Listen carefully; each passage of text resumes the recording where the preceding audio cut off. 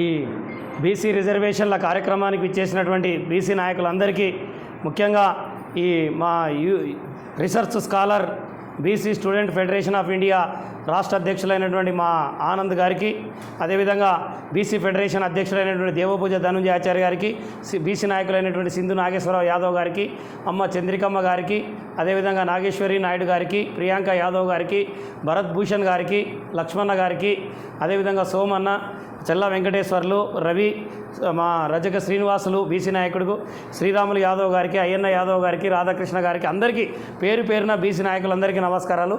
నా పేరు బత్తుల లక్ష్మీకాంతయ్య, బీసీ రిజర్వేషన్ల పోరాట సమితి జాతీయ కార్యదర్శి. నేను ఈరోజు ఈ కార్యక్రమాన్ని ఏర్పాటు చేయాలని చెప్పి ఆనంద్ నాతో డిస్కస్ చేసిన వెంటనే ఆనంద్ ఒకటి స్థానిక సంస్థల్లో రిజర్వేషన్లు అనే అంశం మీద ఒక చిన్న సెమినార్ లెక్కడిది పెడదాం ఆనంద్, రౌండ్ టేబుల్ సమావేశం అని చెప్పి పెట్టడం జరిగింది. నాకు వెంటనే నేను ఏ కార్యక్రమం చేయాలన్నా వెంటనే ధనుంజయ ఆచారి, అయ్యన్న యాదవ్ ఉంటారు కాబట్టి మేము నలుగురం కూర్చొని నిన్నంతా వర్కౌట్ చేసి ఈ కార్యక్రమాన్ని మేము ఫ్రేమ్ చేసి చేయడం జరిగింది అని చెప్పి తెలియజేస్తూ, ఈ బీసీ రిజర్వేషన్లు అనేటువంటి అంశం గురించి వస్తే స్థానిక సంస్థలు అంటే లోకల్ బాడీస్ అంటే మేయర్ కావచ్చు, కార్పొరేటర్లు కావచ్చు, సర్పంచులు కావచ్చు, జెడ్పీటీసీలు కావచ్చు, ఎంపీటీసీలు కావచ్చు. వీటిల్లో మన బీసీలకు మేము ఎంతున్నామో అంత వాటా కావాలా. ఇటీవల తెలంగాణ రాష్ట్రంలో బీసీలకు రిజర్వేషన్లు స్థానిక సంస్థల్లో ఇస్తామని చెప్పి అక్కడ ఉన్నటువంటి సర్కారు అదిగో బొమ్మ ఇదిగో బొమ్మ అని చెప్పి ఢిల్లీ వరకు ఉద్యమాన్ని తీసుకొని వచ్చి చివరకు దాన్ని కుదేలుగా బంద్ చేస్తే వాళ్ళకి 24% రిజర్వేషన్ వచ్చింది. ఈరోజు వాళ్ళు ఎవరికి చెప్పుకోవాలనో అర్థం కాక ఆల్రెడీ సర్పంచ్ నామినేషన్లు కూడా అయిపోతున్నాయి, ఇంకా ఎన్నికలు కూడా అయిపోతాయి, సర్పంచ్ కూడా అవుతాయి. అక్కడ బీసీలకు నిట్టనిల్లున మోసం జరిగిపోయింది. ఇంకా ఏం చేయనిక లేదు. ఆల్రెడీ నోటిఫికేషన్ వచ్చింది, ఎన్నికలు కూడా జరుగుతున్నాయి.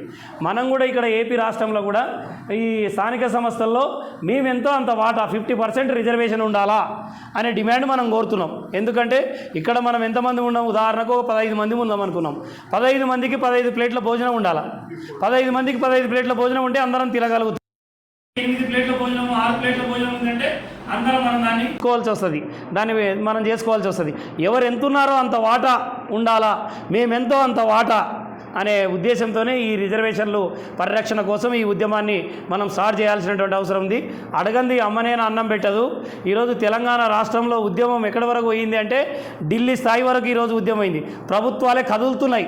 రేపు 7, 8, 9, 10, 11 కూడా పార్లమెంటు సమావేశాల్లో కూడా చెలో ఢిల్లీ వరకు బీసీ ఉద్యమం తెలంగాణ రాష్ట్రంలో పోయింది. ఆంధ్రప్రదేశ్ రాష్ట్రంలో కొంత మనం మాట్లాడాల్సి వస్తే ఈ ఆంధ్రప్రదేశ్ రాష్ట్రంలో కొంచెం ఉద్యమ స్ఫూర్తి కొంచెం తక్కువ ఉంది, ఇక్కడ పోరాట స్ఫూర్తి తక్కువ ఉంది. ఏది ఏమైనా మేమందరం కొంచెం ఉద్యమకారులం కాబట్టి అంతో ఇంతో గలం ఇబ్బంది అడగంది అమ్మనేనా అన్నం పెట్టదని చెప్పి 50% రిజర్వేషన్ కావాలని చెప్పి డిమాండ్ మీద అడగాల్సినటువంటి అవసరం ఉంది. అప్పుడు మాత్రమే ఇప్పుడు ఉన్నటువంటి ఏపీలో ఉన్నటువంటి గవర్నమెంట్ ఇవ్వగలుగుతుంది అనే ఉద్దేశంతో మనం ఆ రిజర్వేషన్ని కోరుతున్నాం. అదేవిధంగా రెండవ విషయానికి వస్తే జనాభా లెక్కలు, కులగణన. జనాభా లెక్కల విషయానికి వస్తే మనము స్వాతంత్రం వచ్చినప్పటి నుంచి ఈ రోజు వరకు తీసుకుంటే 77 ఏళ్ళు అవుతుంది. ఏ కులం ఎంత ఉందో కూడా తెలియదు. కులగణన జరగాల. జనాభా లెక్కలు ఎప్పుడున్నాయంటే ఎప్పుడు వాళ్ళే వేరేమనిపిస్తుంది ప్రభుత్వం కన్నా. వాళ్ళు లెక్కేసిన లెక్కలే ఉన్నాయంట ఇప్పటికీ. ఈ ప్రభుత్వం లెక్కేసిన లెక్కలు లేదు. యాదవులు ఈ దేశంలో ఎంతమంది ఉన్నారు, అదేవిధంగా ఈ దేశంలో ఎంతమంది ఉన్నారు, రజకులు ఎంతమంది ఉన్నారు, విశ్వబ్రాహ్మణులు ఎంతమంది ఉన్నారు, వడ్డెర కమ్యూనిటీ ఎంతమంది ఉంది, దూదేకుల కమ్యూనిటీ ఎంతమంది ఉంది, వంశరాజు కమ్యూనిటీ ఎంతమంది ఉంది, అదేవిధంగా వాల్మీకి కమ్యూనిటీ ఎంతమంది ఉంది అని లెక్కలు ఉండాలి కదా. లెక్కలు ఈ దేశంలో ఉండాలా వద్దా? ఈ దేశంలో అడవులలో పోతే అడవుల్లో ఏ చెట్లు, చింత చెట్లు ఎన్ని ఉన్నాయి, జామ చెట్లు ఎన్ని కూడా అడవుల్లో ఫారెస్ట్ వాళ్ళ దగ్గర లెక్కలు ఉన్నాయి. పులులకు పులులు ఎన్ని ఉన్నాయో నల్లమల్లలో అడిగితే ఫారెస్ట్ ఆఫీసర్ని మొత్తం చెప్తాడు ఎన్ని పులులు ఉన్నాయి, ఎన్ని చచ్చిపోయినా, ఎన్ని ఉన్నాయి. జంతువులకు లెక్కలు ఉన్నాయి కానీ బీసీలకు లెక్కలు. మనం ఎక్కడున్నాం అనేటువంటిది ఆలోచన చేసుకోవాలా. అడగాల్సినటువంటి అవసరం ఉందా లేదా? మనం అడగాలి. కాబట్టి మా లెక్కలు ఎంత ఉందో మాకు తెలుసండి. మాకు ఎంత వాటా కావాలనో అంత రాజకీయ వాటా అడిగివ్వండి, ఎంత పారిశ్రామిక వాటా కావాలనో మాకు అంత ఇవ్వండి. అన్ని రంగాల్లో మా వాటా కావాలని అడగడం కోసం జనాభా లెక్కల్ని లెక్కించండి అని. టోటల్గా బీసీ లెక్కలు మీరు 56% ఉన్నారు, 60%. జనాభా బీసీ లెక్కలతో పాటు కులగణన కూడా అవసరం. ఎందుకంటే ఏ కులం ఎంత ఉందో తెలిస్తేనే కదా మన హక్కులు అనుకున్నది కాబట్టి కులగణన ద్వారా శాస్త్రీయంగా లెక్కించాలని చెప్పి ఒకటో డిమాండ్ అక్కడ పెట్టడం జరిగింది. రెండవది, అన్ని రంగాల్లో జనాభా దామాష ప్రకారం మనము డిమాండ్ చేయాల్సినటువంటి అవసరం ఉంది. ఇంకా కొన్ని విషయాలు వస్తే అన్నోళ్ళు చెప్పారు. ఒకటి, లాస్ట్ గవర్నమెంట్లో కార్పొరేషన్లు వచ్చాయి, బీసీ కార్పొరేషన్లు వచ్చినాయి. అన్నోళ్ళు చెప్పినట్ట అందరూ కార్లు వేసుకున్నారు, పెద్ద పెద్ద కార్లు వేసుకున్నారు, బోర్డులు పెట్టుకున్నారు, నేను చైర్మన్ అని బోర్డు పెట్టుకున్నారు, ఉత్సవ విగ్రహాలు తిరిగినారు, బాగా అన్ని ఊర్లు తిరిగినారు. వాళ్ళు మాత్రం వాళ్ళ జీతాలు తీసుకున్నారు, వెళ్ళిపోయినారు. ఇప్పుడు ఈ జీతాలు కూడా వచ్చినాయో లేదో తెలియదు, మళ్ళీ వాళ్ళకి అడిగితే కానీ చెప్పారు అకౌంట్. ఇప్పుడున్న గవర్నమెంట్లో మనం అడగాల్సినటువంటి అవసరం ఏముందంటే, ఇప్పటికి ప్రభుత్వం వచ్చి 1.5 సంవత్సరం 2 సంవత్సరాలు అవుతుంది. ఇప్పుడు కూడా కార్పొరేషన్లు ఇచ్చారు, కార్పొరేషన్ చైర్మన్లను ఇచ్చారు, కార్పొరేషన్ డైరెక్టర్లు ఇచ్చినారు. దానికి నిధులు ఇవ్వండి. ఏమవుతుంది? నిధులు ఇవ్వకపోతే ఏం చేస్తాం? బండి నడవాలంటే పెట్రోల్ డీజిల్ ఉంటేనే దాంట్లో నడుస్తుంది. పెట్రోల్ లేకుండా డీజిల్ లేకుండా బండి నడుస్తుందా? ఇప్పుడు కార్పొరేషన్ చైర్మన్ అనేటోడు ఒకడు ఉన్నాడు, వాడి జీతం మాత్రం నెలకు డ్రా చేసుకుంటున్నాడు, దానికి నిధులు లేవు. నిధులు లేని కార్పొరేషన్లు మాకెందుకు బాబు? నిధులిచ్చి కార్పొరేషన్ ఇవ్వండి, కరెక్టే కదా? నిధులిచ్చి కార్పొరేషన్లు ఇవ్వండి డిమాండ్ చేయడం కోసం మనం ఇక్కడ ఏర్పాటు చేయడం జరిగింది. కాబట్టి అన్ని రంగాల్లో. రెండవది, ఈ బీసీలకు ప్రత్యేక రక్షణ చట్టం కావాలా. ఇప్పుడు అన్నాడు, ఏమన్నాడు? ఎస్సీ ఎస్టీ యాక్ట్ అన్నాడు. ఎస్సీ ఎస్టీలకు ఏ విధంగా అయితే యాక్ట్ ఉందో, మనకు ఉన్నటువంటి ఇప్పుడు అధికారంలో ఉన్నటువంటి తెలుగుదేశం ప్రభుత్వం కూడా బీసీల కోసం ఒక రక్షణ చట్టం తీసుకొస్తా అని ఇప్పుడు దాదాపు 1.5 సంవత్సరం దాటింది. 1.5 సంవత్సరం దాటింది కదా గవర్నమెంట్ వచ్చి. వ్యతిరేకం కాదు, ఎవరికి కాదు, మా బీసీలకు ఏం చేస్తారో చేయండి బాబు మహానుభావులు అడుగుతున్నాం. బీసీలకు రక్షణ చట్టం తెస్తామన్నారు. ఆ రక్షణ చట్టం తీసుకొని వచ్చి యాక్ట్ తీసుకొని వస్తే అప్పుడు మన మీద కూడా కొన్ని ఎస్సీ ఎస్టీల మాదిరి మనకు కూడా రక్షణ చట్టం ఉపయోగపడుతుంది, ఒక రక్షణ కవచం లాగా ఉపయోగపడుతుంది. కాబట్టి యాక్ట్ తీసుకొని వస్తానటువంటి రక్షణ చట్టాన్ని తీసుకొని రండి అని మనం అడుగుతున్నాం. మా గట్టిగా ఉద్యమం చేసినాం అనుకోండి, విజయవాడకి వెళ్ళి గట్టిగా ఉద్యమం తీసుకొచ్చి పోరాటం ఎక్కువ చేసినాం అనుకోండి, కేసులు అయితే ఏమో అని భయపడి పేయకుండా, వేరే ఉద్దేశంతో కాదు, మాకు అడగాలని ఉంది. ఇంకా దాని మీద వేరే యాంటీ సోషల్ ఎలిమెంట్ అని ఒక ముద్ర వేసి కేసులు అయితే ఏమని నిదానంగా ఈ రౌండ్ టేబుల్లో అడుగుతున్నాం. మాకు అయ్యా రక్షణ చట్టం తీసుకొని వస్తారు. ఇంకా రెండవది, కుల కార్పొరేషన్ నిధులు. రెండవది, లాస్ట్ పాయింట్ ఏమన్నాం, బీసీ విద్యార్థులకు నేను చెప్పే ఆనంద్కి ఇది 100% ఫీజు రియంబర్స్మెంట్ ఇవ్వండి. అది కూడా ఏమి 100% ఫీజు రియంబర్స్మెంట్ కూడా సకాలంలో చెల్లించాలి. మీకు ఫీజు రియంబర్స్మెంట్ ఇస్తామని అంటుంటారు. నేను ఎందుకంటే అనుభవించిన కాబట్టి చెప్తున్నా. ఇంజనీరింగ్ కాలేజీకి పోతే వాడు ఏమంటాడంటే మేనేజ్మెంట్ వాడు, అయ్యా నీ ఫీజు ఎప్పుడు వస్తుందో తెలియదు, ముందు నువ్వు ఇదైతే కట్టు. ఒక్కసారి విద్యార్థికి అడ్మిషన్ అయిన తర్వాత ప్రభుత్వం బాధ్యత వహించిన తర్వాత నువ్వు క్వార్టర్ వేస్తావా, హాఫ్ ఇయర్లీ వేస్తావా, ఇయర్లీ వేస్తావా, ఆ బాధ్యత ఎవరు తీసుకోవాలా? ప్రభుత్వం తీసుకోవాలా. సకాలంలో ఆ 100% ఫీజు రియంబర్స్మెంట్ కూడా ఎవరు వేయాలా? సకాలంలో వేయాలా. ఒక ఇంజనీరింగ్ విద్యార్థికి 62,000 రూపాయలు వస్తాయంటే సంవత్సరానికి ఒకేసారైనా చెల్లించు, 2 విడతలన్నా చెల్లించు, కానీ రెస్పాన్స్ ఎవరిది ఉండాలా? ప్రభుత్వానికి ఉండాలా. విద్యార్థిని రెస్పాన్స్ చేసి వాళ్ళ మానసికంగా కుంగుబాటుకు గురి చేస్తున్నారని చెప్పి మీ అందరికీ తెలియాల్సినటువంటి అవసరం ఉంది. మనం గాన అడగకపోతే, నిజంగా చెప్తున్నాను నేను, మనం గాన అడగకపోతే, ప్రశ్నించకపోతే, మన దగ్గర గాన నోరు లేకపోతే, మన హక్కుల కోసం మనం గాన ఉద్యమించకపోతే మనం సచ్చిన శవాలతో సమానం. మీరు దయచేసి చెప్తున్నా, మేము కూడా అంటుంటాం, మా కమ్యూనిటీ మీటింగ్ గురించి వచ్చినప్పుడు ఎందుకు కమ్యూనిటీ గురించి చెప్పకూడదు, కానీ కమ్యూనిటీ మీటింగ్ వచ్చినప్పుడు చెప్తుంటా, 71లో 72లో ఎస్టీలో ఉండే వాళ్ళంపై మనము అని చెప్పి చెప్తుంటారు. ఆ రోజు ఎస్టీలో తీసేసి బీసీఏలో చేరిస్తే కూడా ఎవడు మాట్లాడలే.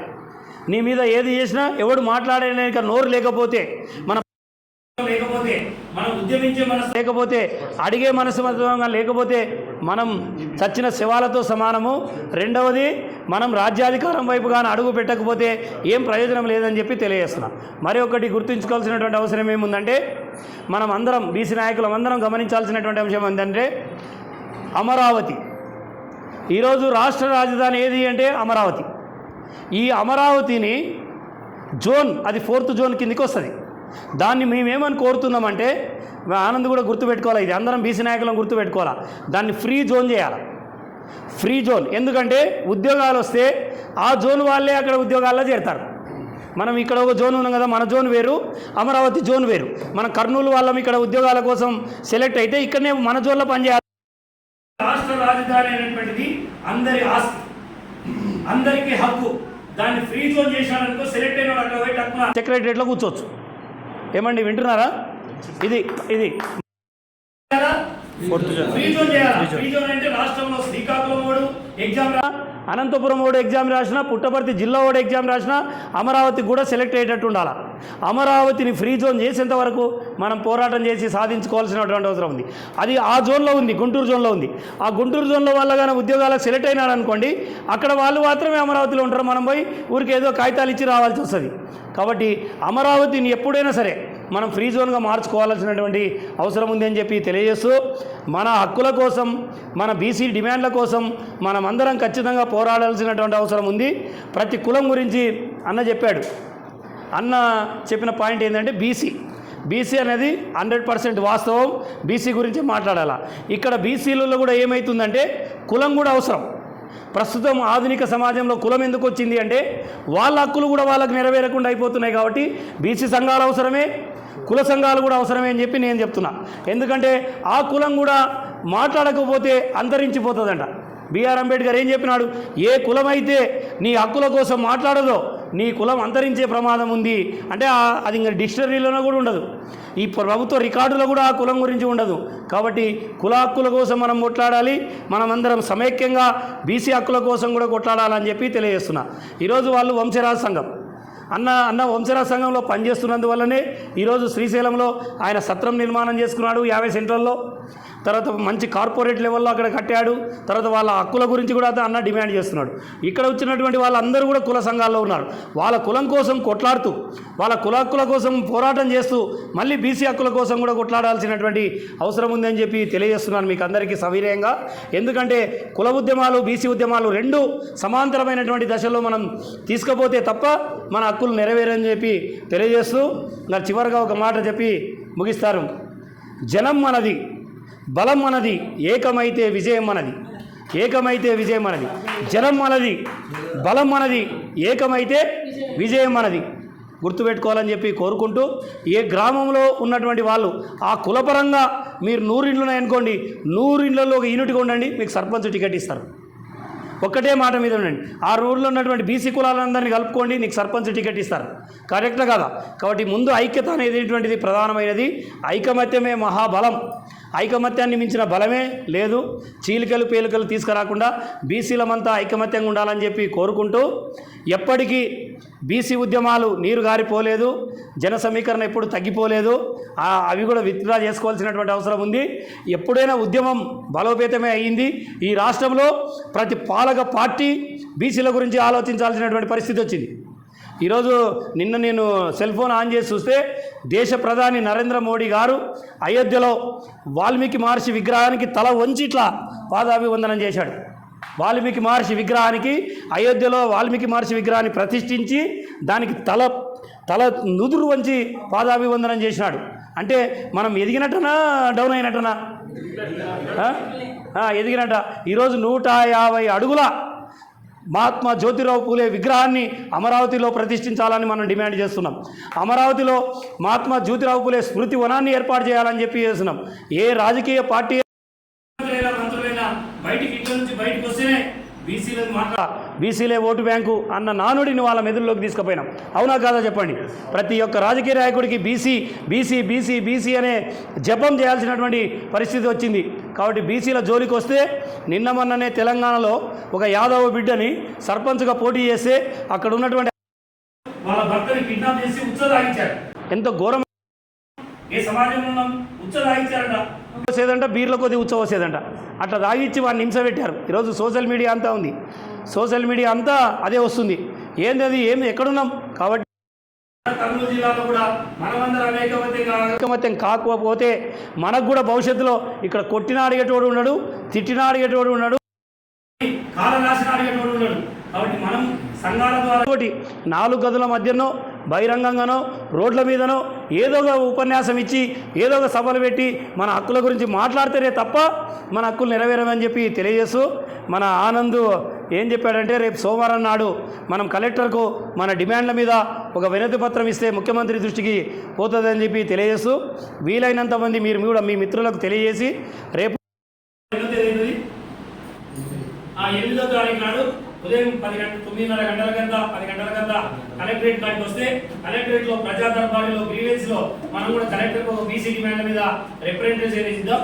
మన డిమాండ్ల మీద అయితే మనం వదిలేదైతే లేదు, ప్రభుత్వానికి తెలియజేసి మన ఎవరికి యాంటీ కాదు, ఎవరికి ఫార్ కాదు, ఎవరికి వ్యతిరేకం కూడా కాదు, మనకు కావాల్సినటువంటి హక్కులు ఏవైతే ఉన్నాయో వాటి సాధించుకోవడం కోసం మాత్రమే మనం ఉద్యమించి సాధించుకోవాలని చెప్పి తెలియజేస్తూ ఈ కార్యక్రమాన్ని ఇంత కాకుండా మళ్ళీ నెక్స్ట్ రౌండ్లో మీరు పెట్టినప్పుడు కొంచెం కార్పొరేట్ లెవెల్లో మనం కూడా గ్రాండ్గా అప్డేట్ అవుదాం.